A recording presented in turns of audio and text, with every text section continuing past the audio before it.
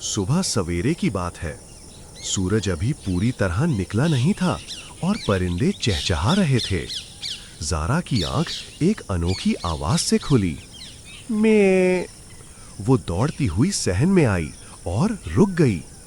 उनके घर में एक सफेद खूबसूरत बकरा खड़ा था। लंबे कान, सजे हुए सींग और बड़ी मासूम आंखें। ज़ारा ने बकरे का नाम रखा राजू। वो दोनों जल्द ही गहरे दोस्त बन गए। ज़ारा उसे चारा खिलाती, गले में फूलों का हार डालती और उससे बातें करती। और राजू जैसे हर बात समझ जाता हो, नरमी से बोलता, मैं। गांव के सब बच्चे बकरे सजा रहे थे, लेकिन राजू सबसे खास लगता था। ईद करीब थी और पूरा गांव खुशियों से जगमगा रहा था। औरतें मेहंदी लगा रही थीं, बच्चे नए कपड़े पहनकर दौड़ रहे थे और हर सहन में खुशबू बिखरी हुई थी। हर किसी के घर में बकरा था, मगर ज़ारा के दिल में राजू के लिए कुछ और ही था। वो हर वक्त उसके साथ रहती, उसे सजाती और उससे बातें करती। एक शाम ज़ारा अपने अब्बू के साथ दरख्त के नीचे बैठी। राजू उनके पास आराम से लेटा था।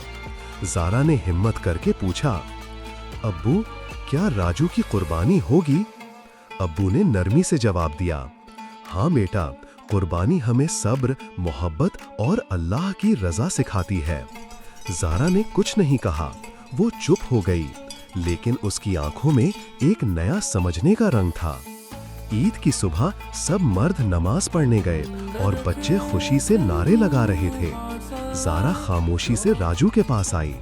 उसने उसे गले लगाया और आहिस्ता से कहा, राजू, तुम बहुत बहादुर हो और मैं तुम्हें हमेशा याद रखूंगी।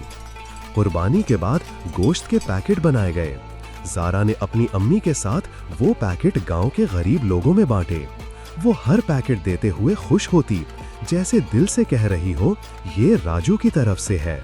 दोपहर को सब लोग चारपाइयों पर बैठे कोरमा, बिरयानी और सेवियां खा रहे थे। बच्चे कहकहे लगा रहे थे और गलियों में रंग बिखर गया था। ज़ारा ने आसमान की तरफ देखा। उसके चेहरे पर एक खामोश सी मुस्कुराहट थी, शायद दुआ थी या शुक्रिया।